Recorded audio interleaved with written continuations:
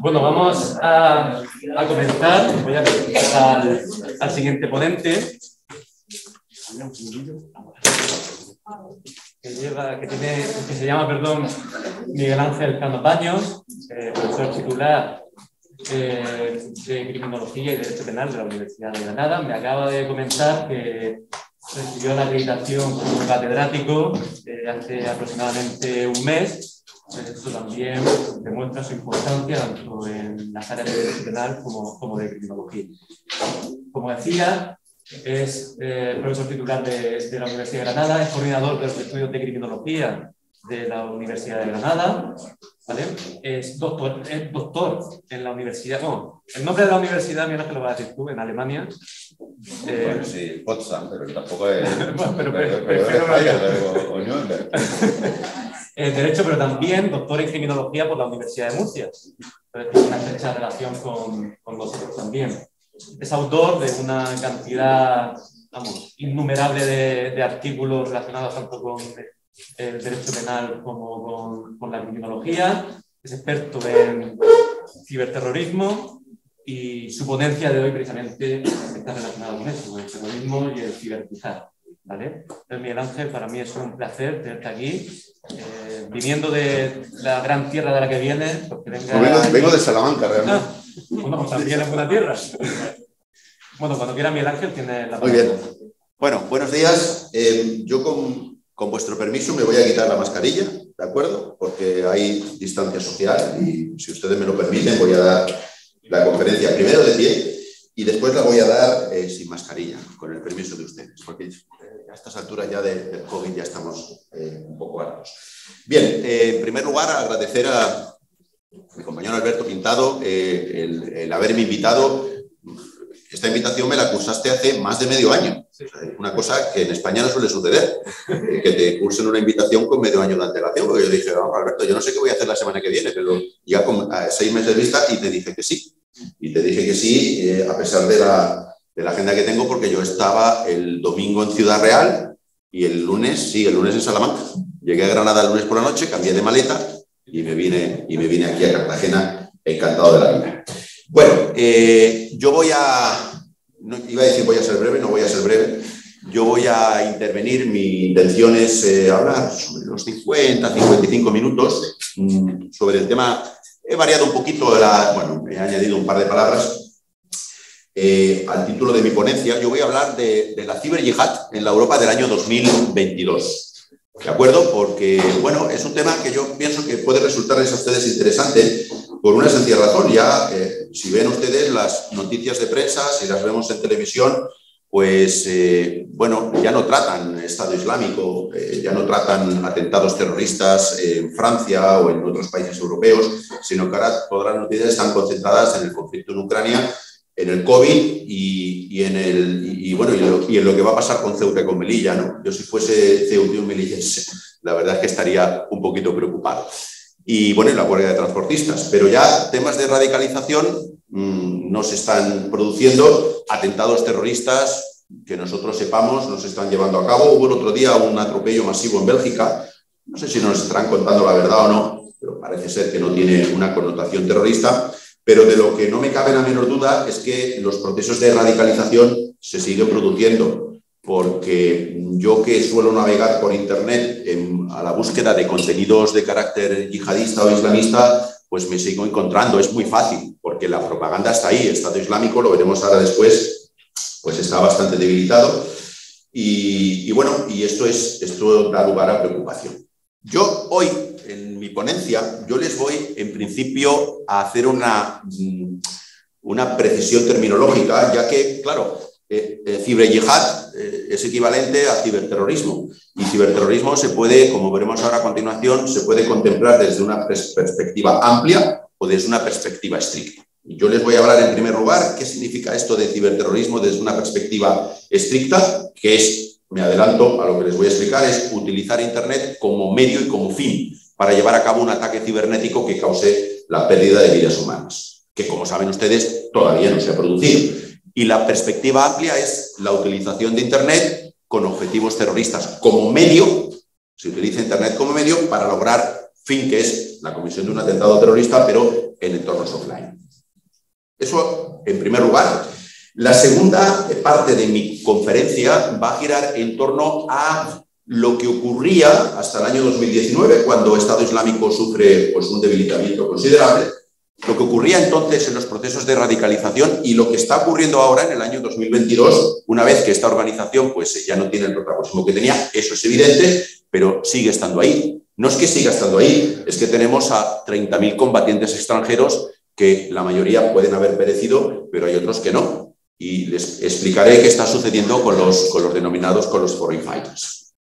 Y la tercera parte de mi conferencia y la última, les hablaré de las razones que, en mi opinión, y que comparto con otros compañeros con los que he hablado de este tema últimamente, razones que invitan a un cierto pesimismo en cuanto a la presencia, de nuevo, del terrorismo yihadista en Europa. Es decir, estas van a ser las tres partes de mi conferencia. Yo creo que para la una habré acabado, incluso un poquito antes, para que ustedes me puedan formular las cuestiones que estimen pertinentes. Como les he dicho anteriormente, podemos decir que hay una aproximación amplia y una aproximación estricta a lo que es el ciberterrorismo. Yo hoy la mayor parte de mi intervención va a girar en torno a la concepción amplia. ¿Y por qué la concepción amplia? Porque es la que nos interesa y es la que yo sobre todo he estudiado. Recuerdo, yo publiqué, ahora me venía un alumno haciendo una consulta sobre un artículo sobre yihadismo que yo publiqué en el año 2008. En el año 2008 publiqué yo el primer trabajo sobre terrorismo yihadista. Y claro, yo lo he comentado ya en algunos foros, a mí los atentados, ya es curioso, para que ustedes vean la temática, y esto tú me vas a dar la razón, hace 10 años, cuando yo explicaba terrorismo, yo decía, y tú seguro, tú eres mucho más joven que yo, pero yo decía, cuando les explicaba a mis alumnos el impacto del 11S, yo les decía que hay acontecimientos en la vida que nunca se olvidan. Yo, por ejemplo, nunca olvidaré cuando acabé la carrera de Derecho. Yo, por ejemplo, pues no sé, hay acontecimientos que nunca se olvidan. Y uno de ellos es el 11S, porque aquellos atentados los vivimos en directo. Yo recuerdo, yo ese día estaba en Viena y ese día, desgraciadamente, bueno, estaba dormido porque no me encontraba bien. En Viena es la misma hora que aquí y no me encontraba bien y estaba yo allí estudiando, pero estaba dormido y cuando me levanté, mi madre me había llamado 20 o 25 veces. Entonces, claro, ya los tiempos han cambiado porque si yo formulo hoy la pregunta de ese acontecimiento que nos ha marcado a todos, ustedes me podrán decir, no, yo es que tenía un año, yo no había nacido. Yo tengo alumnos que ni habían nacido cuando ocurrieron los atentados terroristas del 11S. Por eso, repito, que es importante tener todo esto en cuenta. La aproximación amplia a la que yo me voy a dedicar, y repito, no lo había dicho, haciendo referencia al 11S, a mí el 11S me pilló en ese momento en Viena, pero yo estaba estudiando en Alemania, y si recuerdan ustedes, el núcleo duro de la célula que cometió los atentados del 11S estaban estudiando en Hamburgo, en la Universidad de Alemania. Yo en aquella época, un año antes, estaba en Münster estudiando, y recuerdo que uno de los terroristas del 11S vivía en mi residencia. Uno de ellos vivía en mi residencia y recuerdo haber visto con él en Eurosport el resumen de la jornada de fútbol de las ligas europeas. A mí eso me impactó muchísimo, también porque a mí el Bundeskriminalamt, la Oficina de Investigación Criminal, me investigó a mí, no porque yo fuese un terrorista, sino porque cumplía con muchos criterios de ellos, ¿verdad? Esto hizo que yo me dedicase a este tema. Y yo me he dedicado sobre todo a lo que ustedes ven ahí, que es la aproximación amplia del terrorismo a la hora de utilizar Internet para preparar ataques ejecutados offline, o como plataforma de comunicación y propaganda, con finalidades de radicalización y reclutamiento y como herramienta para actividades de financiación. Esto es utilizar Internet desde un punto de vista amplio para llevar a cabo ataques offline. Y sobre todo me interesa, después les pondré fotografías, y yo pienso que lo que tenemos que estudiar aquí y ver aquí es cómo ha venido y viene utilizando el terrorismo yihadista Internet para llevar a cabo actividades de, añadiría, captación, radicalización, reclutamiento y adiestramiento. Esto es lo que se conoce como uso terrorista de ordenadores como facilitador de actividades offline, para llevar a cabo ataques offline, que todos tristemente pues tenemos, por ejemplo, el caso de Barcelona, un caso que ocurrió aquí muy cerca de Cartagena, hace el año pasado, al cual también después haré mención. Y después tenemos una utopía, porque realmente todavía no ha existido, que es la utilización de Internet por terroristas para ejecutar ataques a objetivos digitales a través de medios digitales. Esto denomino el terrorismo que involucra tecnología informática como arma o como objetivo, o la aproximación estricta de lo que se conoce como ciberterrorismo. Es decir, utilizar ordenadores para llevar a cabo ataques a infraestructuras físicas, pero a través de Internet. Esto es algo muy atractivo. Imaginemos, después pondré el caso, de que, no sé, Estado Islámico consigue a través de expertos acceder a el programa o los programas que controlan la salida y llegada de vuelos en el aeropuerto Madrid-Barajas, Adolfo Suárez, y consiguen, a través de la manipulación hecha a través de Internet, que colisione un avión que está aterrizando y otro avión que está despegando. Esto sería un típico caso de ciberterrorismo. O imaginemos, por ejemplo, que una organización terrorista consigue acceder a los programas que llevan a cabo el suministro de agua a través de los conductos de una determinada ciudad y consigue, a través de unos programas de ordenador, envenenar el agua con una determinada sustancia que provoca la muerte de centenares de miles de personas. Es algo atractivo, pero que afortunadamente todavía no se ha dado. Así que esta sería la concepción, repito, estricta del terrorismo yihadista. Básicamente, adoptando una definición desarrollada por Dorothy Denning en el año 2012, el ciberterrorismo sería la convergencia del ciberespacio y el terrorismo. Ataques ilegales y amenazas de ataques por parte de actores no estatales, organizaciones terroristas, contra ordenadores, redes informáticas, así como con la información almacenada en ellos cuando se hace para intimidar o para coaccionar a un gobierno o a sus ciudadanos en aras a lograr objetivos políticos o sociales. Esto sería el ciberterrorismo. He subrayado a propósito lo de actores no estatales, porque seguro que ustedes se acordarán dos casos que han sido muy conocidos en los cuales se llevaron a cabo ataques a través de Internet contra infraestructuras físicas. Los casos más conocidos es el caso de Stuxnet y el caso de, ¿cuál fue? El de Estonia, el caso de Estonia. En el primer caso, el Stuxnet fue un ataque cibernético que llevó a cabo Estados Unidos en colaboración con Israel, que consiguieron, a través de un virus informático, atravesar medio mundo, y ese virus, ese gusano, estaba concebido para desarrollar su fuerza destructiva cuando alcanzase a los programas que controlaban la central nuclear de Natanz en Irán. Ese gusano fue recorriendo medio mundo a través de muchos ordenadores, consiguió llegar a la central nuclear de Natanz y allí, pues, bueno, difundió su estrategia destructiva, logrando paralizar la central nuclear e incluso dando lugar a daños físicos considerables. Este fue un ataque cibernético, podríamos denominarlo ciberterrorismo, pero claro, si adoptamos la definición de Dorothy Denning, no fue un ataque llevado a cabo por actores no estatales, sino que fue llevado a cabo por los Estados Unidos, repito, en colaboración con Israel.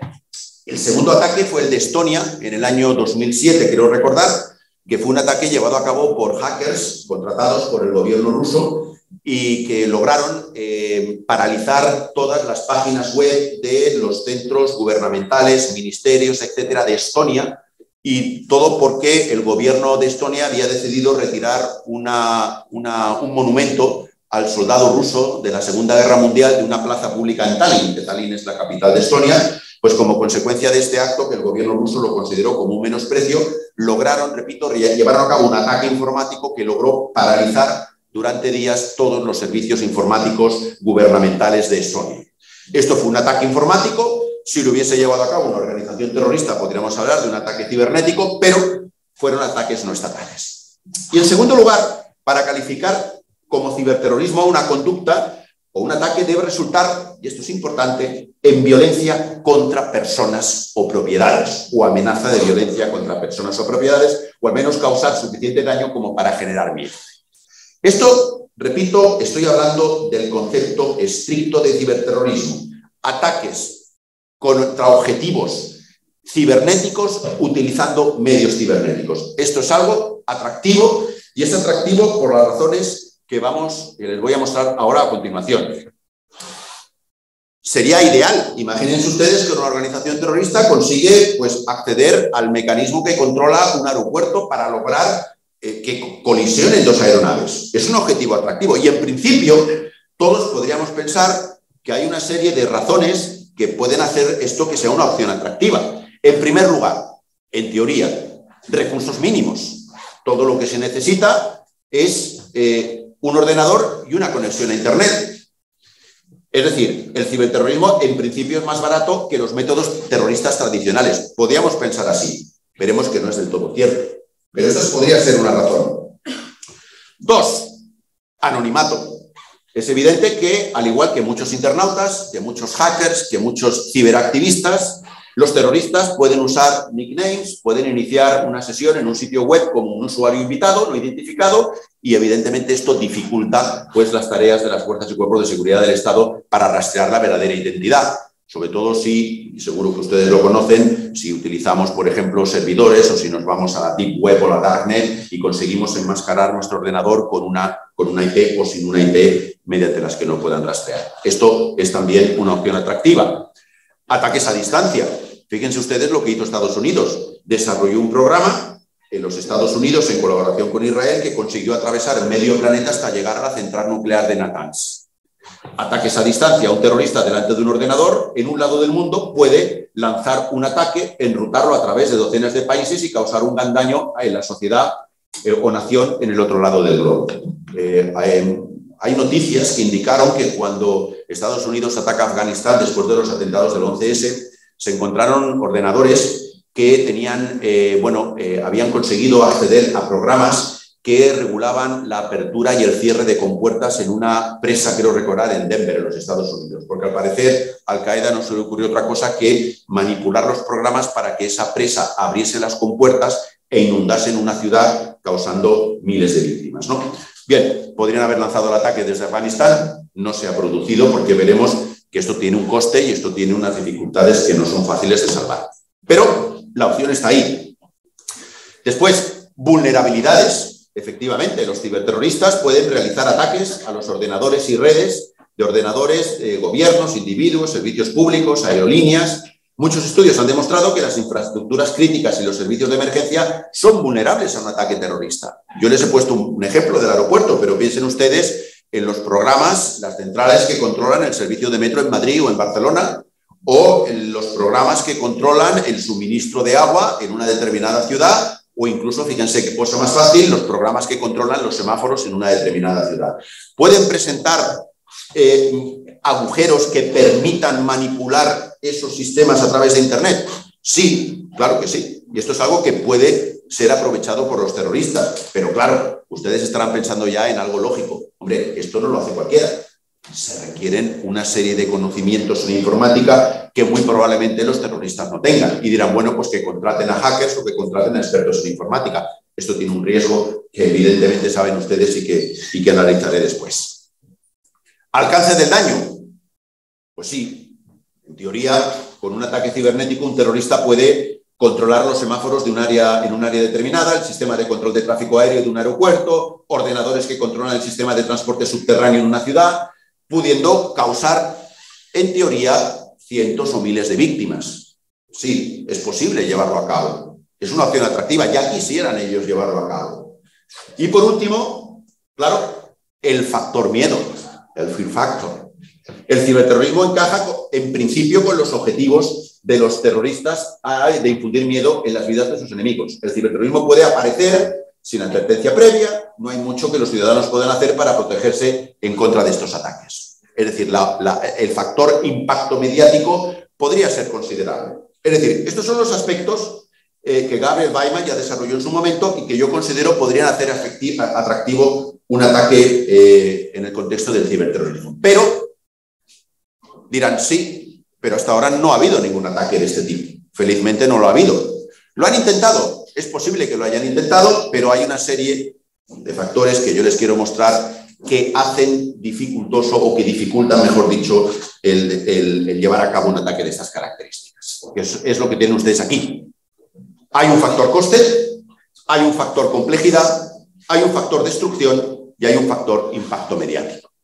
Voy a analizarlos brevemente porque estos son, repito, estos factores que los terroristas conocen y que evidentemente han hecho hasta ahora, felizmente para nosotros, que no se haya podido llevar a cabo un ataque terrorista a través de Internet. El factor coste. Hombre, fíjense, les he puesto unos datos que he sacado de Internet. El primer ataque al World Trade Center en el año 93, recuerden que ya en el año 93 intentaron destruir las Torres Gemelas, lo que pasa es que lo que hicieron fue poner un coche bomba en una de las torres con el deseo, en su opinión, de que la explosión diese lugar a que una de las torres cayese sobre la otra y pasase lo que infelizmente ocurrió en el año 2001. Pues bien, el primer ataque al World Trade Center en el año 93 mató a 6 personas, hirió más de 1000 y se calcula que ese atentado costó $400. Los atentados del 11S también tuvieron un coste exiguo. Es decir, los atentados, yo los he estudiado muy bien, los atentados del 11S costaron $300, $400.000. Tampoco hubo que hacer una operación de gran envergadura. Y esos $300, $400.000 se pagaron en los gastos de vida de los 19 terroristas mientras estaban en Estados Unidos o mientras estaban en Alemania, el pagar los cursos de pilotaje, los billetes de avión para trasladarse a Estados Unidos, alquiler de casas y poco más. Porque, como saben ustedes, los ataques del 11S se cometieron con la cubertería que te repartían de metal en aquella época en los aviones. Ese fue el armamento que se utilizó para reducir a las azafatas y pilotos de los aviones. La cubertería que se repartía, recuerden, en aquella época, bueno, ustedes son muy jóvenes, era ya de plástico, era de metal. Un tenedor de metal te puede matar, evidentemente, si te lo clavan en el cuello. Bien, pues los atentados del 11S, ese fue el costo. Claro, lo que yo decía anteriormente, bueno, es que claro, todo lo que necesita un ciberterrorista es un ordenador y una conexión a Internet. No es del todo cierto. El coste de un potencial ataque ciberterrorista es exponencialmente mayor. Gianpiero Giacomelo, que es un investigador norteamericano, estimó el costo de un ciberataque a una presa entre 1,2 y 1,3 millones de dólares, con un saldo entre 50 y 100 muertes potenciales. Esta es una fuente, repito, la cito, en un artículo de Banks for the Buck, se llama el artículo de Gianpiero Giacomelo. ¿Por qué? Porque hacen falta más cosas. Hace falta adquirir esos conocimientos en informática. Hace falta, si no los tienes, contratar a una persona que lleve a cabo o que tenga estos conocimientos. Hay que idear, desarrollar los programas de ordenador que permitan llevar a cabo este ataque. Es decir, no es solo el tener un ordenador y conexión a Internet. Hacen falta unos conocimientos que llevan no solo tiempo, sino que llevan también un coste económico importante. Si esto lo comparamos, vamos a ver, qué fácil es, discúlpenme pero qué fácil es alquilar una furgoneta y atropellar a decenas de personas en la Rambla en Barcelona. Eso es fácil, eso no tiene eso son 100 euros si uno alquila la furgoneta para un día. El coste de un ataque ciberterrorista es mayor. En segundo lugar, tenemos el factor complejidad. Tiene en parte que ver con el anterior. Las habilidades para fabricar bombas rudimentarias se pueden obtener fácilmente. Después pondré una fotografía, hay revistas yihadistas que están en Internet, en la cual, recuerdo un artículo que se titulaba Make a Bomb in the Kitchen of Your Mom. Construye una bomba en la cocina de tu madre. Construir un cóctel molotov, un artefacto explosivo, no es difícil. Si hacemos recetas de bizcocho en el horno de la casa, no vamos a poder construir una bomba. Y aquí tenemos los casos, por ejemplo, de Timothy McVeigh y Anders Breivik en Noruega y en los Estados Unidos. En el polo opuesto, el ciberterrorismo tiene un margen de dificultad exponencialmente mayor. Dejando de lado películas hollywoodienses, vamos a ver, el desarrollar un programa que permita abrir las compuertas de una presa en Denver no es algo que se pueda hacer fácilmente con una cuenta en Yahoo. Es un factor complejo importante. Aquí, simplemente para que lo tengan ustedes en cuenta, este PowerPoint lo voy a dejar para que todos aquellos de ustedes que la quieran tener. En un discurso realizado en el 2010, el entonces director del FBI, Robert Mueller, señaló: los terroristas han mostrado un claro interés en desarrollar habilidades de hacking.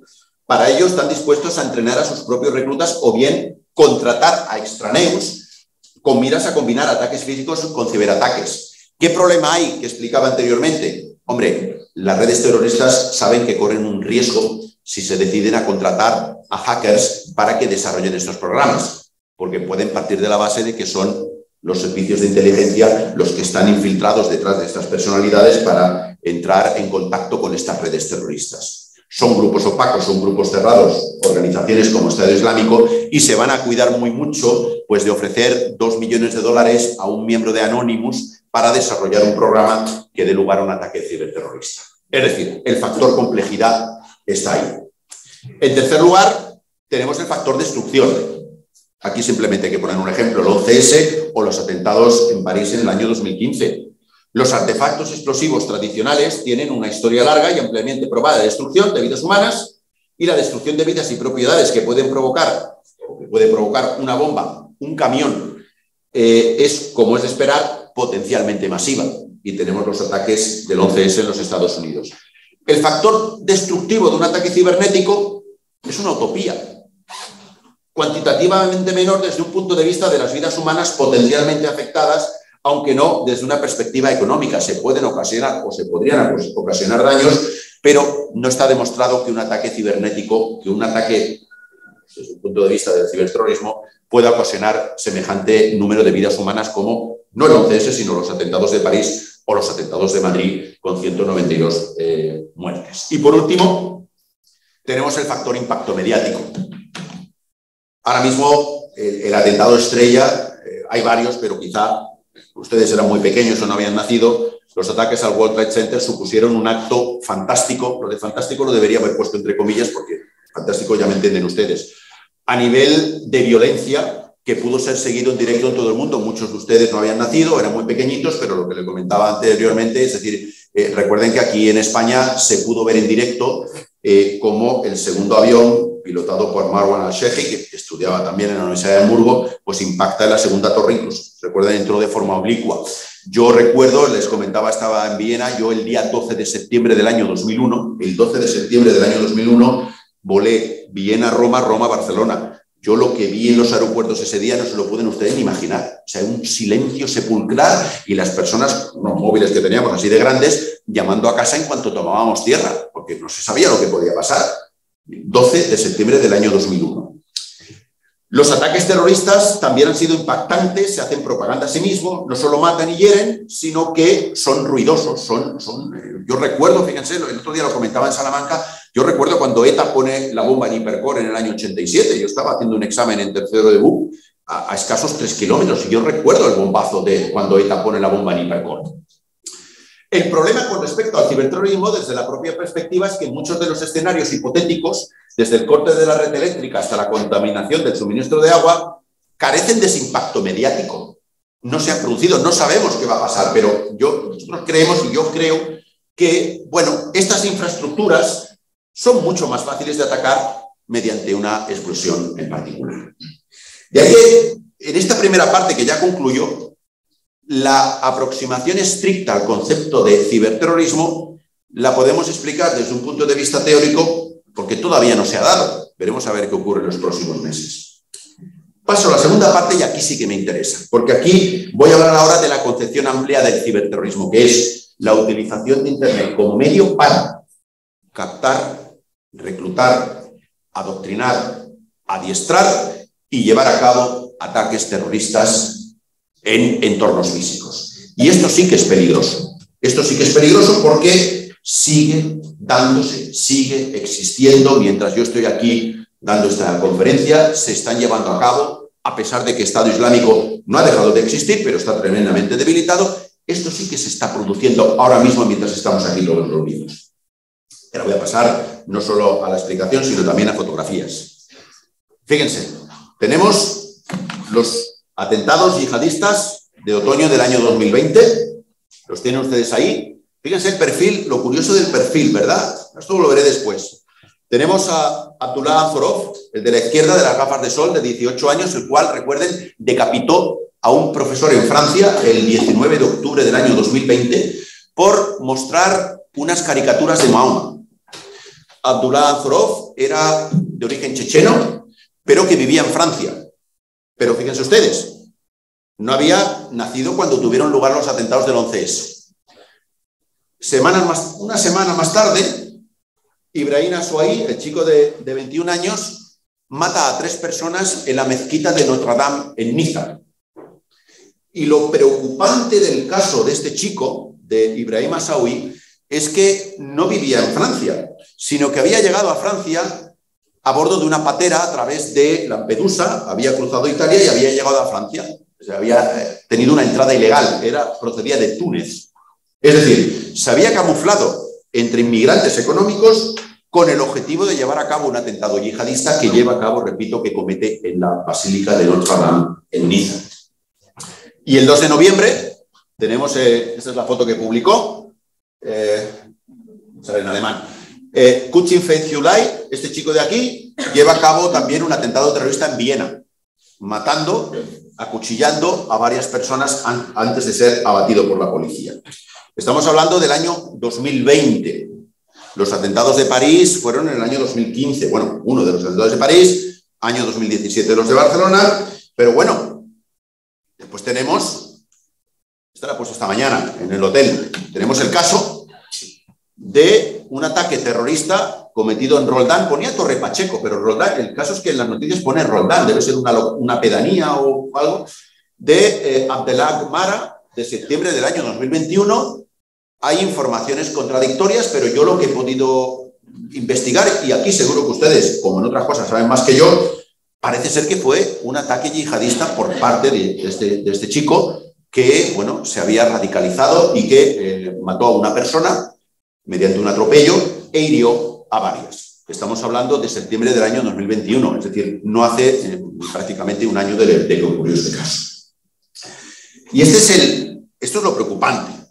Esto es lo preocupante por lo que vamos a ver ahora a continuación. ¿Por qué? Porque aquí tienen ustedes la concepción amplia que no voy a desarrollar, simplemente hay artículos míos publicados sobre este tema. Aquí está, esto es el concepto amplio de terrorismo. ¿Desde dónde y a través de qué mecanismos se está difundiendo el odio y la incitación a la violencia? Hoy, el 23 de marzo del año 2022, pues siguen existiendo, porque yo sigo buscando, sigo a través de canales, sigo metiéndome en determinados vericuetos de internet. Ya la policía sabe que soy yo, porque hace unos años llegó un mail a la Universidad de Granada diciendo que la IP de este ordenador se está descargando material yihadista. Era yo, pero evidentemente no para cometer un atentado. Si yo les contase lo que tengo en el disco duro de mi ordenador, no se lo pueden imaginar. Pues bien, a día de hoy, el concepto amplio de terrorismo implica que las tareas de captación y adoctrinamiento se están llevando a cabo en foros yihadistas, en revistas. Ya es Al-Qaeda en la península arábiga, la revista más famosa es la revista Inspire, el primer magazine que lo tienen ustedes, publicado por ese acrónimo es Al-Qaeda en la península arábiga. Después Estado Islámico publicó la revista Tabik y Rumiyah. Esas revistas se han dejado de publicar porque la merma logística tanto de Al-Qaeda como de Estado Islámico es evidente. Pero ¿qué ocurre? Que cualquier número de las revistas que han sido hasta ahora publicadas la pueden ustedes consultar, se la pueden descargar. Hombre, tengan cuidado, pero se la pueden descargar. Están todas, fíjense, están todas en inglés, aunque también Estado Islámico publicó revistas en ruso, en turco y en francés. Dar al-Islam, por ejemplo, y Stock, son revistas en idiomas que no eran inglés, pero las publicaban en inglés ¿para qué? Para acceder a mayor número de potenciales soldados universales de Alá en todo el mundo. Tenemos las redes sociales, Facebook, Twitter, Instagram, después les pondré una foto. Tenemos las plataformas audiovisuales. Aquí, Estado Islámico, hay un libro que les recomiendo de Javier Lesaca, un libro maravilloso que yo me leí en 2 tardes, que se llama Armas de seducción masiva. Armas de seducción masiva de Javier Lesaca. Es un libro publicado en el año 2017, absolutamente recomendable, en el cual él analizó de una manera magistral la estrategia hollywoodiense de Estado Islámico para lograr seducir a miles y miles de jóvenes de ambos sexos para que se trasladasen al califato, ¿no? A la construcción del califato. Cómo grababan los vídeos, cómo rodaban los vídeos, las tomas que hacían. Estos vídeos que nosotros hemos visto en los que metían a 5 o 6 personas en una jaula y las introducían en una piscina para que muriesen ahogadas, esto no se hacía en una tarde, esto se hacía en una semana. El famoso vídeo que yo tengo descargado, aunque no lo he visto al completo, por razones obvias, en el cual queman vivo a un piloto jordano, este vídeo no se rodó en una tarde ni en 2, se rodó en una semana. Iban, hacían una secuencia, regresaban, miraban, pues como una película de cine que ustedes se pueden imaginar. Utilización de varias cámaras, cámaras con raíles que van de izquierda a derecha o de derecha a izquierda. Es decir, fue algo impresionante, que nada que ver con la estrategia de propaganda que llevó a cabo Al-Qaeda. Y esto lo tienen ustedes ahí en las plataformas audiovisuales. Después crearon su propio estilo musical, lo que se conoce como las nasheeds, estos cantos a capela, porque saben ustedes que la concepción radical del Islam prohíbe la música. Tienen ellos su estilo musical propio, las nasheeds, y evidentemente también en el caso del elemento ambiental, con respecto al terrorismo yihadista, han utilizado no solo la Deep Web, sino dentro de la Deep Web lo que se conoce como la Darknet, mediante programas que ustedes conocen seguro, entre ellos el programa Tor, ¿no? The Onion Root, el enrutamiento de la cebolla. Esto es lo que está sucediendo ahora. ¿Y qué pasa? Pues que esto está dando lugar a que actualmente se sigan dando los procesos de radicalización de jóvenes europeos de ambos sexos, los cuales, a través de una serie de fases y como consecuencia de la información que van recibiendo o que van consultando, pasan de ser personas neutrales a ir avanzando en el proceso de radicalización, pasando a ser simpatizantes, radicalizados y miembros y activistas.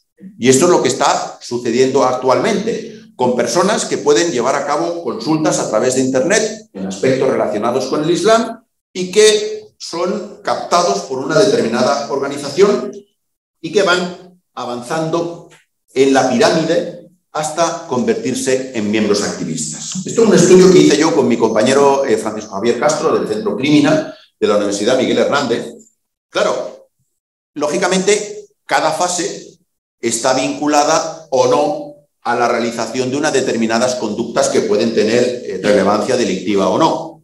Los neutrales no cometen ningún delito. El hecho de visualizar una revista, el hecho, no sé, de realizar un comentario, de poner un like a una determinada noticia, no puede ser considerado como una conducta delictiva o como una conducta que merezca la atención. En el caso de los simpatizantes, sí.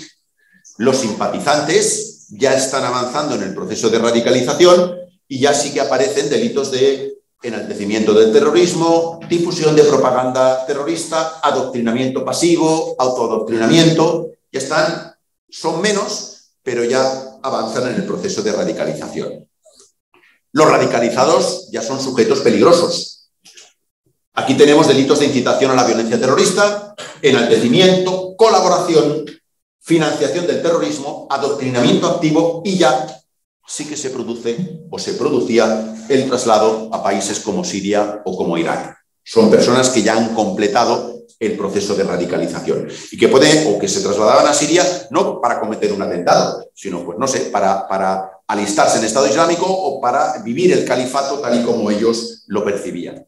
Y ya por último tenemos los miembros activistas, que aquí sí, aquí tenemos adoctrinamiento activo, colaboración con organizaciones o grupos terroristas, financiación y integración en una organización terrorista, ya sea como miembro, ya sea como dirigente o, habría que añadir, ya sea como lobo solitario. El lobo solitario es un concepto que hay que mirar con lupa porque sí, uno puede actuar motu proprio, pero esto no significa que haya sido adoctrinado o captado por otra persona. Pueden darse casos de autoadoctrinamiento, pero no suele ser lo frecuente. Siempre suele haber una persona que está detrás y que está llevando a cabo las tareas de captación y de adoctrinamiento. Estas son las fases en las que actualmente se están todavía produciendo los procesos de radicalización, con un peligro.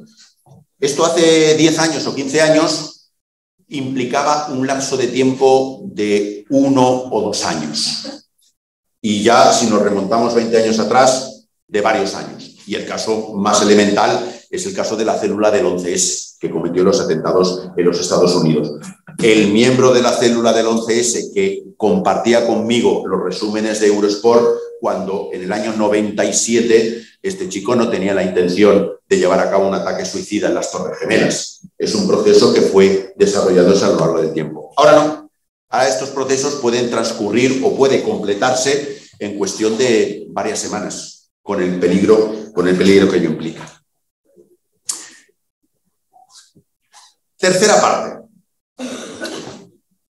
Hay dos momentos, en todo el proceso que les estoy explicando, hay dos momentos importantes en las tareas de captación, adoctrinamiento, reclutamiento, adiestramiento y actividades terroristas. En primer lugar, recuerden, la primera fase es cuando se crea Estado Islámico, cuando Abu Bakr al-Baghdadi, en la gran mezquita de Mosul, proclama el califato y llama a miles y miles de musulmanes a crear ese califato, y que transcurre del año 2014 al año 2018.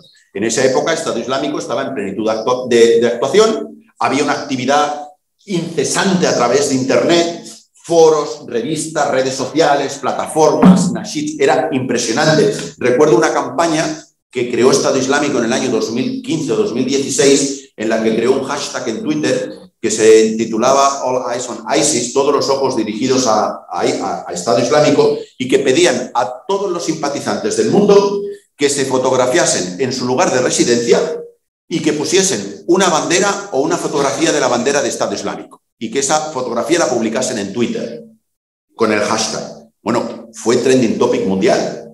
Yo he visto fotografías en la Alhambra, en las Cibeles, en la Sagrada Familia, en Ciudad del Vaticano, en todo el mundo. Fueron decenas de miles de simpatizantes que se fotografiaron o mostraban la bandera de Estado Islámico o una fotografía de la bandera de Estado Islámico con un monumento característico de la ciudad donde residían.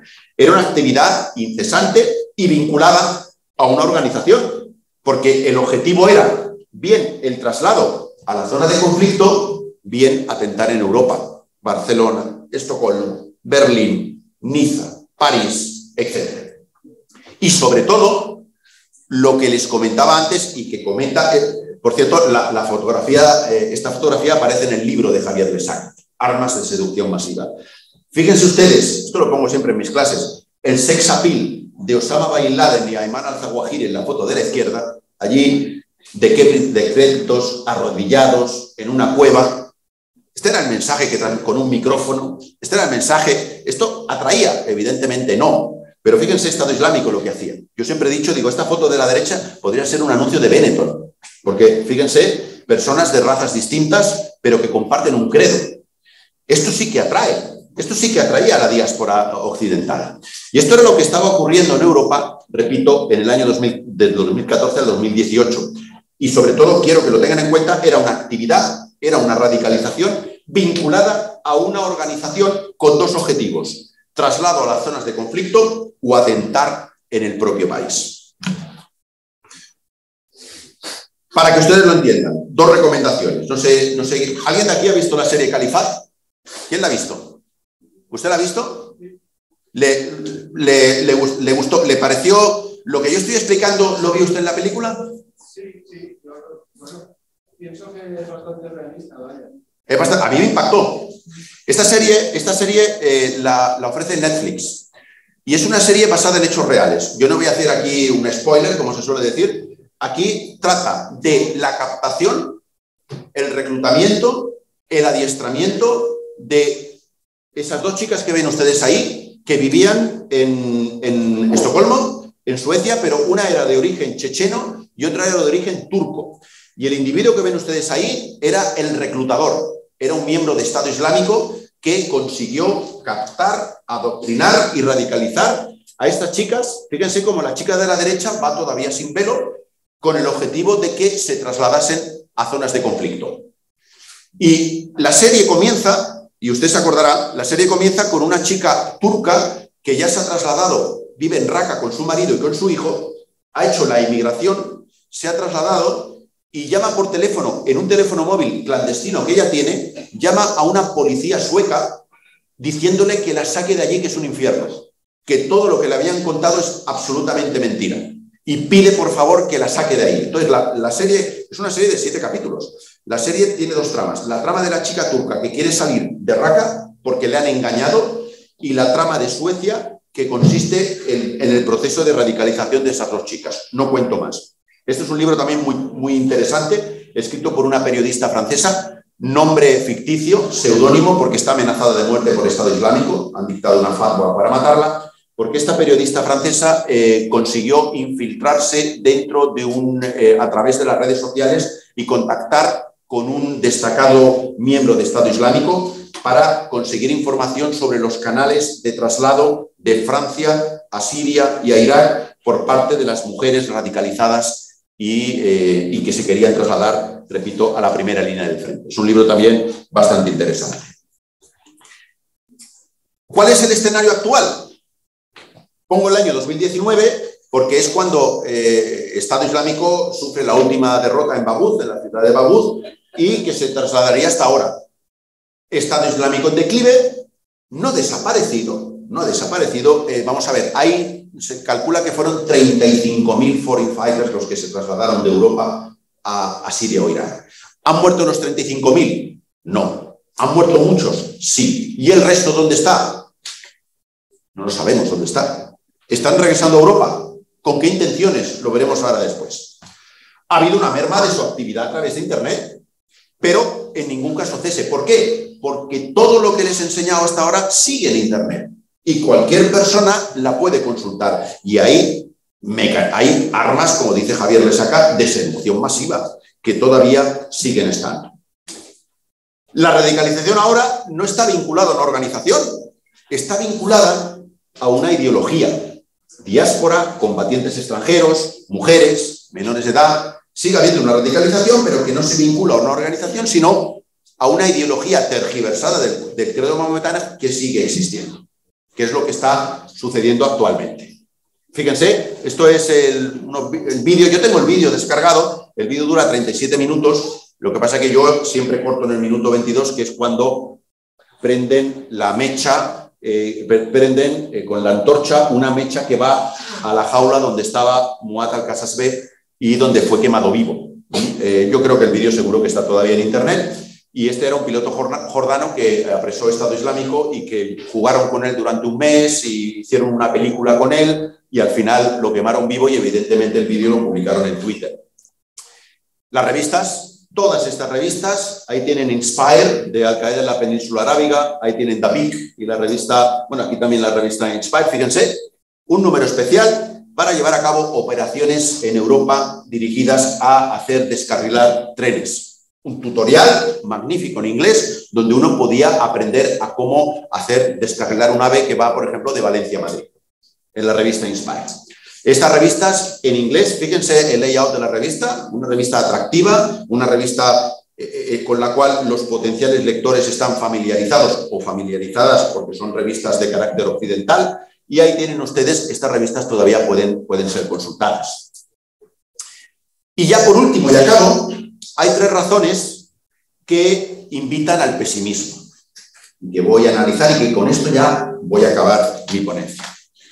Son 3. 1, el movimiento salafista y su difusión en Europa. 2, los sujetos retornados, los foreign fighters. Hay 2 perfiles que vamos a analizar brevemente. Y 3, lo que habrán, no voy a analizarlo, yo tengo un artículo publicado sobre el tema, sobre los programas de desradicalización. ¿Están funcionando? ¿No están funcionando? ¿Se están llevando a cabo? ¿Qué pasa con aquellas personas que regresan de Siria y quieren comenzar una vida nueva? ¿Están funcionando esos programas? ¿No están funcionando? Estos 3 elementos son los que invitan al pesimismo. En primer lugar, tenemos el movimiento salafista en Europa, el cual también está implantado en España. Oiga, y esto lo quiero dejar claro desde un principio porque me ha pasado a veces que tengo personas de religión musulmana que pueden haber estado vinculadas con el salafismo y no hay que inducir a error. El movimiento salafista es un movimiento religioso, no es una organización terrorista. No. Los salafistas no son terroristas. Es un movimiento religioso de carácter muy conservador, que pide a sus fieles vivir el Islam en Europa de una forma tradicional, ortodoxa, tal y como lo hacían las 3 primeras generaciones después del profeta Mohamed. Quieren una relación cordial con la sociedad autóctona, pero en ningún caso contacto, ni mucho menos mezcla. Ellos quieren vivir el Islam a su manera, sin que se les impida hacerlo. La mujer tiene un determinado papel, no enaltecen el terrorismo, tampoco lo condenan, siempre hablan de injusticias, etcétera, pero en ningún caso dicen que está permitido matar a un ser humano o no hacen una apología directa o un enaltecimiento del terrorismo. Esa fotografía no la he hecho yo, esa fotografía es una calle, no sé si era en Hamburgo o en Hannover, no me acuerdo. Esa fotografía la he extraído de internet. El movimiento salafista en Alemania hizo una campaña dirigida o sea, me parece fenomenal, a repartir ejemplares del Corán gratuitos. Una campaña financiada por Emiratos Árabes Unidos que se dirigía a todo aquel que quisiese, pues podía tomar un ejemplar del Corán. Y ellos pues hacían proselitismo de la religión musulmana, como en lugar de ejemplares del Corán podían ser Biblias o cualquier otro texto religioso. Lo curioso del caso es que todos los que ven ustedes ahí en esa mesa ya están en la cárcel por colaboración o integración en organización terrorista. ¿Por qué? Porque dentro del movimiento salafista, o mejor dicho, los yihadistas han visto que el movimiento salafista es un lugar donde es muy posible encontrar a personas que pueden, llegado el caso, estar interesadas en llevar a cabo un atentado o en radicalizarse. Como decía el antiguo presidente del Bundeskriminalamt, de la Oficina Federal de Investigación Criminal, no todos los salafistas son terroristas, pero curiosamente un buen número de terroristas que han actuado en Alemania tienen un pasado salafista, porque ellos han sabido infiltrarse en este movimiento. Repito, quiero que quede claro, no es una organización terrorista. En segundo lugar tenemos los Foreign Fighters. Aquí, fíjense, esta es la célula que cometió los atentados en París. Fíjense, los perfiles, ahí hay chicos, Bilal Hafti tenía 18 años. Esta es la célula que cometió los atentados de París, recuerden, Bataclan, el Boulevard Voltaire, el Stade de France, el de la izquierda, Salah Abdeslam, este fue el que sobrevivió y estuvo un mes escondido en Molenbeek, en Bruselas. Y aquí tienen ustedes, todos eran de origen belga o de origen francés, algunos retornados de Siria, pero fueron los que llevaron a cabo los atentados terroristas. Hay dos perfiles. Los estudiosos del tema, Fernando Reinares, por ejemplo, Manuel Torres, con los que he conversado, indican, y es cierto, hay dos perfiles de sujetos retornados. Uno, los que su experiencia en Siria lo han vivido a modo de pesadilla, les engañaron, les dijeron algo que no existió y lo que pretenden es regresar a Europa y comenzar una nueva vida, porque vuelven desencantados, frustrados y psicológicamente muy afectados. Es el ejemplo de mujer de la serie Califat, de esa mujer que se traslada voluntariamente a Siria, sueca de origen turco, y que una vez llega allí dice: esto es un infierno, yo quiero volver con mi hija, sáquenme de aquí. Ese es el primer perfil. Pero hay otro perfil. Y el otro perfil es el de aquellos sujetos, los foreign fighters, radicalizados que pretenden regresar a Europa para cometer atentados terroristas. Y este perfil es bastante peligroso. ¿Por qué? Pues porque con la oleada de refugiados que ahora están ocurriendo, inmigrantes económicos que se trasladan a Europa, es muy posible, como ocurrió con este chico que atentó en la Basílica de Notre Dame, que se infiltren personas procedentes de Siria o de Irak con el objetivo de cometer una acción terrorista en Europa. De momento no ha sucedido, pero no hay listados oficiales del número de combatientes extranjeros que han sobrevivido a la guerra y dónde están, dónde se encuentran, en qué país, si están regresando a Europa, si están en Siria, si se van a listar como combatientes extranjeros en el conflicto de Ucrania. No sabemos nada. Y esto es peligroso, porque ese es el segundo perfil. Y por último, tenemos el caso de los programas de radicalización, los cuales, como vemos ahora a continuación, no en todos los casos están funcionando. No están funcionando porque, esta es la última diapositiva, las reflexiones finales.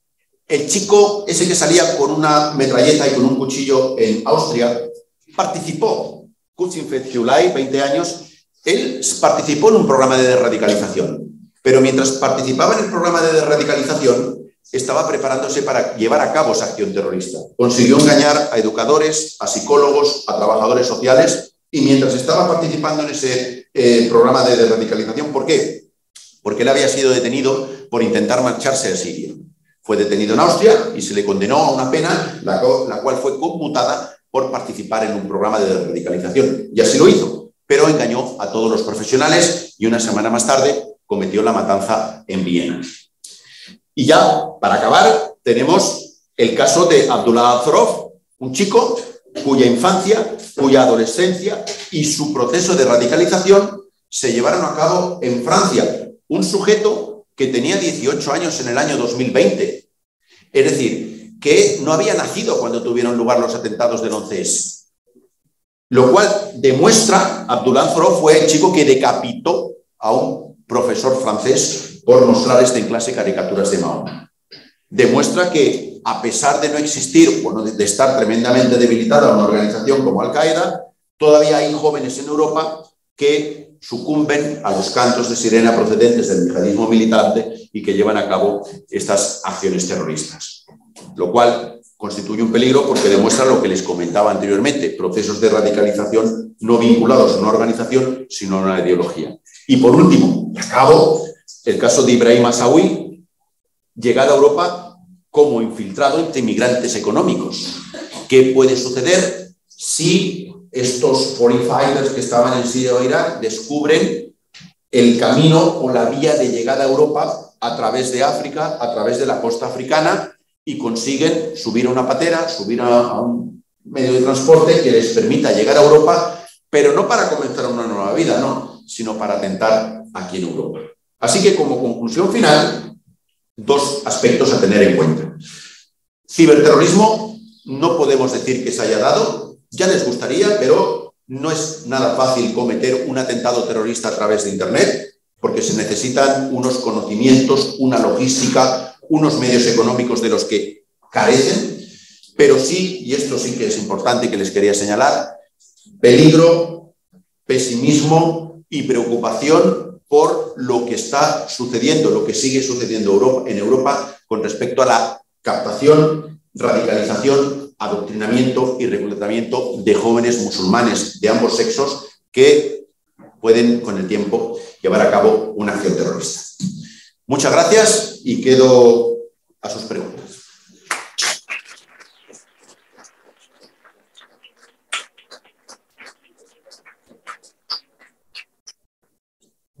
Bien, muchas gracias por tu magnífica intervención. Ya he visto alguna mano levantada, así que creo que va a tener bastante tiempo. Joaquín, creo que... ¿Habla? ¿Necesitas micro o puede hablar fuerte? Yo creo que puedo hablar fuerte. ¿Usted cree que la situación actual, el silencio que hay y la caída de Afganistán por parte de organizaciones islamistas y la toma de armamento y de equipo militar, como puede ser Black Hawks o tanques, y sobre el en el uso de ellos puede suponer un peligro ya no solo para Europa, sino para Oriente Medio? ¿Se refiere usted una vez los talibanes alcanzan el poder en Afganistán?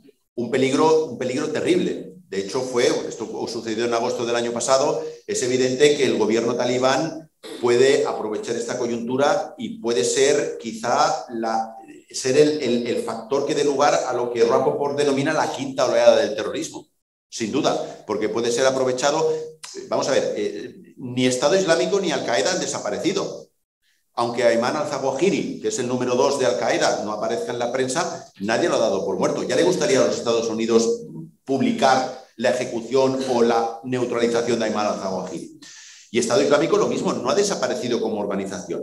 Y lógicamente el gobierno, por decir algo, talibán en Afganistán puede suponer un aldabonazo importante de cara al desarrollo de una yihad no futura, sino incluso presente, con lo cual el peligro es evidente. ¿Alguna otra pregunta? Andrés, creo que tú querías preguntar algo. Luego, que sincero, que ya me respondió en el transcurso de la presentación. Ah, vale. ¿Ah, sí? Juan. Aquí. Hola. Bueno, nada, has comentado que se trataba de varias generaciones, ¿no? En plan, del transcurso del terrorismo y tal. Entonces, claro, mi pregunta va... la base, la premisa de ese tipo de actuaciones tiene que ser mucho más profunda, y en base a eso era por si podría hacer un análisis corto, en plan, análisis moralista de ese tipo de actuaciones, la moral que lleva a los terroristas a cometer ese tipo de atentados. La justificación. La justificación, pero más en un ámbito moral. Un terrorista. No sé si es la religión, si es su... Vamos a ver, es que la pregunta es para un seminario completo. Vamos a ver, la justificación. ¿Por dónde empiezo? Yo no soy un experto en el tema, pero Yo he analizado, y usted me lo ha preguntado antes en un artículo del año 2008, sobre las causas por las que un sujeto se radicaliza y las razones que aducen para llevar a cabo estas acciones. A mí se me ha tachado de querer justificar esto. No, es que están discriminados, es que no tienen oportunidades, etc. Vamos a ver, sectores de la población que no gozan de oportunidades en Europa hay muchos. Y no todos entran con una furgoneta en las Ramblas y matan a 17 personas. Es decir, esto no se puede equiparar. Sí que es verdad que yo he analizado aspectos desde un punto de vista criminológico, etnoculturales, socioeconómicos, políticos, religiosos y personales que dan lugar a que un sujeto se radicalice. Porque, por ejemplo, en el caso de los atentados del 11M en Madrid fueron motivos políticos, como ustedes saben. Es decir, los atentados del 11M fueron cometidos por la participación de España en la invasión de Irak. Ha habido otros atentados terroristas en los cuales, si uno analiza el background de estos terroristas, se encuentra con personas que sufren una crisis de identidad personal motivada por razones de carácter socioeconómico, personal, familiar, contextual, etcétera, que hacen que esas personas que son improductivas en Europa vean algo que les da una identidad. Y esto es así. Es decir, si ustedes han estado en Francia, fíjense, Francia ha sido el país de Europa que ha enviado a más combatientes extranjeros. El país de Europa, o sea, de Francia han sido 5 o 6 mil foreign fighters. Fíjense ustedes los atentados que ha habido en Francia, Charlie Hebdo, Bataclan. ¿Por qué? No se puede generalizar, evidentemente, pero si uno va a Francia, esto yo lo explico en clase en la asignatura Teorías de la Criminalidad. Si uno va a Francia, y ustedes se han estado en Francia, ¿dónde vive la población inmigrante en Francia? ¿Aquí vive? ¿En el centro de París o en el centro de Lyon? No, vive en lo que se conoce allí como las banlieues, que son estos barrios periféricos donde se concentra el 70% de la población extranjera. Nos encontramos con chicos y con chicas que hace 25 años le tiraban piedras a la policía con una ola de disturbios que hubo en noviembre y que, bueno, están en paro, no tienen trabajo y llega un momento en sus vidas que si hace 20 años hacían música rap o le tiraban piedras a la policía, ahora descubren algo que les otorga una identidad, que es el Islam. Ya lo dijo Nicolás Sarkozy, y dijo no lo dijo Nicolás, sí, lo dijo Nicolás Sarkozy. Dijo Nicolás Sarkozy, no podemos comprender, sí, pero no podemos admitir que la tercera generación de inmigrantes musulmanes estén peor integrados que sus abuelos. Es así. Y claro, y después Manuel Valls, cuando ocurrieron los atentados de Bataclan, dijo que estamos pagando 3 décadas de discriminación y de apartheid urbano. Porque llega un momento en el que estas personas logran o encuentran algo que les da identidad a sus vidas. Y decían muchos, yo no soy ni francés ni árabe, yo soy musulmán. Y eso a mí me da una identidad. Yo soy improductivo en Francia, yo aquí no sirvo para nada, como mucho para descargar camiones de fruta, pero, ostras, me he ido a Estado Islámico, he abierto una cuenta en Facebook, estoy poniendo fotos en Raqqa y tengo 20.000 seguidores. Y hay 16 chicas que se quieren casar conmigo. Soy alguien. Esta es la razón. Y desde un punto de vista moral, bueno, ellos, de una forma equivocada, el Estado Islámico siempre ha dicho que hay una cruzada de toda persona que no profesa su versión tergiversada del Islam contra el pueblo musulmán, y la razón que aducían ellos es la extensión del califato que nació en Siria y que nació en Irak, y ellos tenían la intención de llegar a Roma. Y bueno, y de conquistar al Andalus, que es su sueño, ¿no? El volver a conquistar al Andalus. La razón era crear un califato mundial, la razón moral, crear un califato mundial en el cual pudieran vivir su versión del Islam, la aplicación de la Sharia, y o bien, pues, eliminar, aniquilar o convertir a aquellas personas que no profesasen el Islam. Esa era su razón. Y las causas, las que les he dicho, causas de carácter religioso.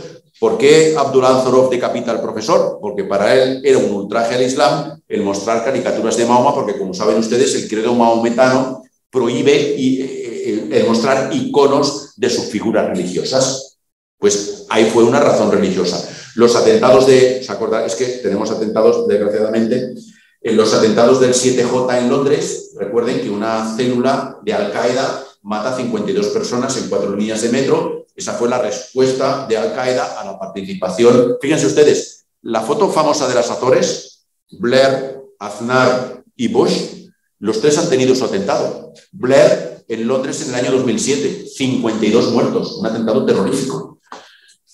¿Por qué? Por una razón de carácter político. En otros casos, pues tenemos razones, repito, de carácter etnocultural y socioeconómico, pero la razón desde un punto de vista moral es la creación de un califato universal en la cual poder vivir, repito, su versión tergiversada y politizada de un credo. Pero que la pregunta que me ha hecho usted, pues para sentarse aquí y empezar aquí a charlar y a conversar. Espero poder por lo menos arrojado algo de luz. Más cosas. Bueno, Jesús, primero me gustaría felicitarle por su magnífica ponencia y me gustaría preguntarle sobre, bueno, ha comentado sobre la contaminación del agua que ha intentado DAES y hace no mucho vi que durante los años 2015-2016 en una ciudad en la cual no se conoce por motivos de seguridad después, en una depuradora de agua se intentó contaminar la misma y años después también intentó DAES. Me gustaría preguntarle, ha comentado que también se puede realizar ya no solo la contaminación mediante hackeo, sino mediante artefactos explosivos. ¿Usted cree que tal los dos intentos de DAES pueden intentando ya no solo DAES, sino Al-Qaeda o un grupo terrorista? ¿O cree que podría mejor realizar mediante artefactos explosivos? Pues mire, fíjese, ahora me pasará usted, porque desconocía este intento, ¿no?, de haber contaminado el agua. No tenía noticia de eso. No es fácil, es decir, se trata de no solo tener los conocimientos, sino, si no los tienes, de poder reclutar a aquella persona que los tiene. Hay un estudio, porque se ha publicado muchísimo, leí recientemente un estudio sobre la formación académica de personas detenidas por yihadismo. Y bueno, hay un número importante, fíjense, no estamos hablando únicamente de desarrapados y qué les iba a decir yo, y personas excluidas socialmente. El líder de la célula de los atentados de Londres del 7J era profesor. En el año 2007, 2 médicos intentan volar al aeropuerto de Glasgow. Es decir, tenían un background con estudios superiores. Pues se ha demostrado que el estudio que se hizo con 500 yihadistas, solo un 2% de aquellos que tenían formación universitaria habían estudiado grados o licenciaturas relacionadas con la informática o con la ingeniería. Un 2%. ¿Qué pasa? Si no lo tienen, lo decía yo en mi ponencia, lo tienen que contratar. Y claro, ustedes que estudian un grado de seguridad, hombre, se cuidarían mucho de ver a quién contratan. ¿Por qué? Porque podemos estar delante de agentes de los servicios de inteligencia, expertos en informática, que los tienen, los cuales pueden prestarse a colaborar en desarrollar un programa. No solo se trata, uno, de contratar a las personas que dispongan de estos conocimientos, sino que yo, que soy un auténtico necio en informática, hombre, habrá que desarrollar un programa que permita, a través de Internet, contaminar el agua de una determinada ciudad. Eso no es fácil. ¿Qué le gustaría? Por supuesto que sí. Y además, y esto es algo, lo dijo una compañera hace tiempo, el terrorismo sin publicidad no vive. Lo que pretenden los terroristas es publicidad, porque es lo que da lugar a crear miedo en la población. No sabemos qué ocurriría si se llegase a contaminar una ciudad a través de la red de aguas. Pero, desgraciadamente, el estrellar los aviones en un rascacielos va a tener un impacto mediático mucho más considerable y, sobre todo, en términos de coste, va a ser menor. De ahí que yo pienso que la opción es muy atractiva, pero yo, a día de hoy, dudo mucho de que puedan llevarlo a cabo.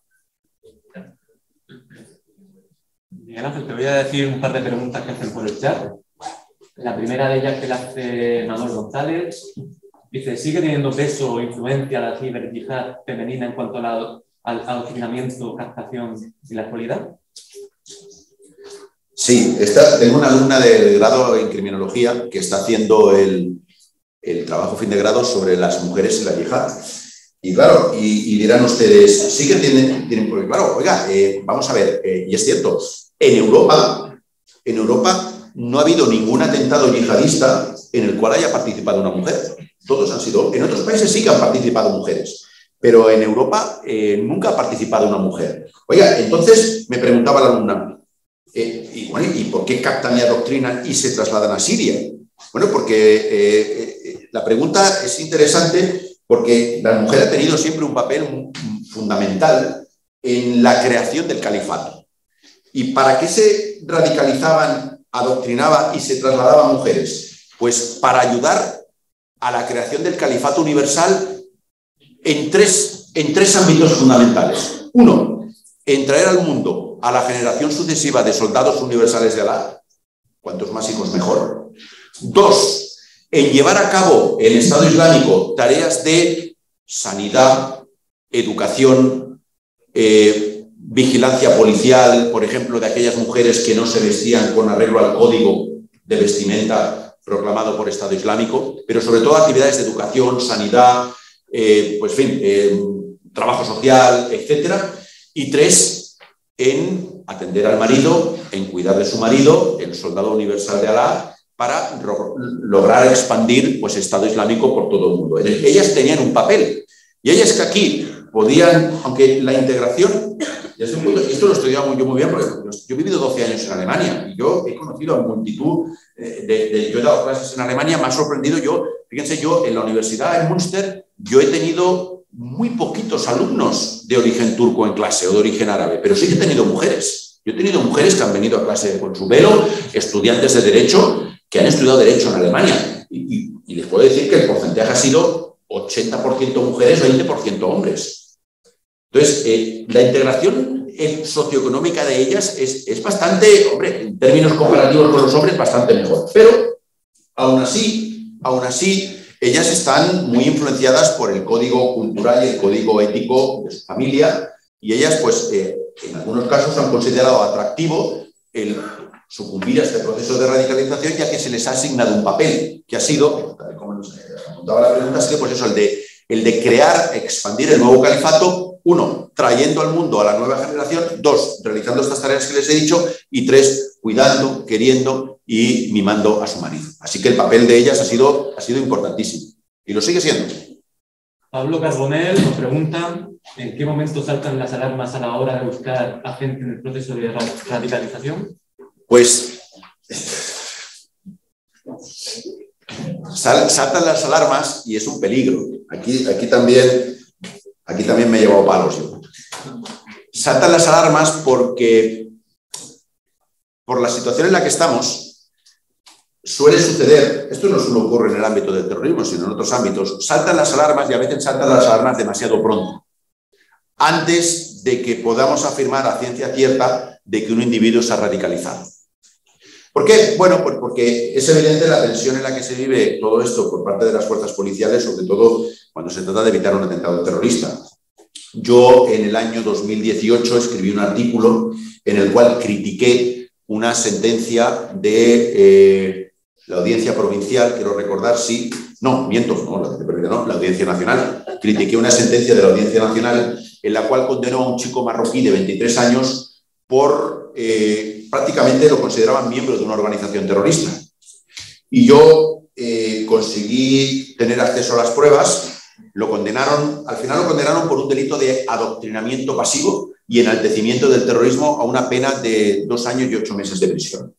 Yo tuve acceso a la cuenta de Facebook, porque se basaban las periciales en la cuenta de Facebook y en los comentarios que había hecho, tuve acceso a la cuenta de Facebook antes de que se eliminara y me hice 10 o 12 pantallazos, que los tengo por cierto en mi ordenador, y yo ahí no veía radicalización por ninguna parte. Sí que podría haber un delito quizá de enaltecimiento del terrorismo, pero ese sujeto para mí no estaba radicalizado. Bueno, el Tribunal Supremo casó la sentencia y no lo condenó por un sujeto radicalizado, sino que lo condenó por un delito de enaltecimiento. Es decir, las alarmas saltan demasiado pronto, porque aunque dentro de la policía hay auténticos expertos en yihadismo, es cierto, pero claro, nosotros tenemos que partir, y ahora me pongo la toga de jurista, de un derecho penal de hecho, no de un derecho penal de autor. Como decimos siempre, con el pensamiento no se delinque con los hechos. Y considerar radicalizado a un sujeto que pone una fotografía de una mujer Palestina con un bebé muerto en sus brazos, que es lo que hizo este chico, una semana después de los atentados de París en la sala Bataclan, y poner esa foto y al fondo una cruz de David, una estrella, perdón, de David, haciendo alusión a Israel, y de poner abajo un comentario, a mí me duelen más los míos, pues considerar esto como un sujeto que se ha radicalizado me parece excesivo, desde el punto de vista, repito, del derecho penal de derecho. Así que lo de saltar las alarmas saltan demasiado rápido, porque hay casos de sujetos que en las 4 fases que les he comentado no han pasado de ser meros simpatizantes y la policía y los jueces los consideran ya como sujetos prácticamente que van a llevar a cabo una operación terrorista. Dicho esto, estamos haciendo referencia a un caso o a casos bastante graves, es decir, a situaciones, a ver si lo entienden. El terrorismo yihadista no tiene nada que ver, esto yo lo he explicado y ustedes lo sabrán, el terrorismo yihadista no tiene nada que ver con el terrorismo de ETA, porque el terrorismo de ETA no era un terrorismo suicida. Y el problema de la policía, y yo lo comprendo perfectamente, es que se enfrentan a sujetos que son capaces de cualquier cosa. Y les pongo el ejemplo, la célula de Barcelona no quería llevar a cabo el atropello en las Ramblas. ¿Alguien sabía lo que querían hacer? ¿Qué quería hacer la célula de Barcelona? Querían volar la Sagrada Familia. La célula de Barcelona quería volar la Sagrada Familia. Y se van a la chalet de Alcanar y preparan las bombas. Tienen un fallo y las bombas explosionan. El chalet salta por los aires, 2 muertos, va la policía y se encuentra con un montón de bombonas de gas butano. Y piensan, qué raro que estos inquilinos tengan tantas bombonas de gas, pero no piensan en un momento que se está preparando un ataque terrorista. La intención era volar la Sagrada Familia. Querían aparcar las furgonetas llenas de bombas y con la cantidad de turistas que hay en Barcelona un 17 de agosto, imagínense ustedes lo que hubiese ocurrido. Total, ¿qué hacen? Pues algo ad hoc, vamos a pensar otra cosa. Pensaron, pues, un atropello masivo. Y llevaron a cabo el atropello masivo en las Ramblas y en la otra parte del comando pretendió hacer lo mismo en Cambrils. En los atentados de Londres ocurrió algo semejante. Ellos querían volar 4 estaciones de tren, de metro, del Tube. Pero resulta que uno de ellos se encuentra con que la estación en la cual él iba a explosionar la bomba que llevaba en la mochila estaba averiada. ETA, en estos casos, sin tener en cuenta que es un terrorismo suicida, aborta la acción. Y si, por ejemplo, vamos a ver, sí, critíquenme si quieren, pero es así. Si ETA quería matar a un policía y resulta que cuando iba a matar al policía con coche bomba, el policía lo iba a matar. Por eso son unos asesinos. Pero si cuando iba a accionar el coche bomba pasaba una guardería con unos niños, pues ETA abortaba la operación y decía, mañana lo matamos. Y lo mataban, porque son unos asesinos. Al-Qaeda y Estado Islámico no. Cuando el terrorista de Londres se da cuenta de que la estación está averiada, se fue en autobús. Llevó a cabo el atentado en un autobús. Se subió en un autobús de 2 pisos y hizo estallar el explosivo. Esto, para las fuerzas policiales, me lo comentan ellos, esto es un riesgo. Porque, por ejemplo, ¿saben ustedes que por qué matan a los 5 terroristas de Cambrils? Saben ustedes que incluso un Mossos d'Esquadra mató a 4.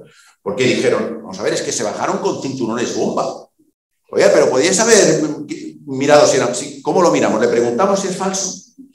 Claro, porque 2 años atrás en Estambul había habido un atentado en el aeropuerto de Estambul, un policía se dirigió a un terrorista para reducirlo, que estaba vivo, y cuando el policía se acercó hizo estallar el chaleco bomba.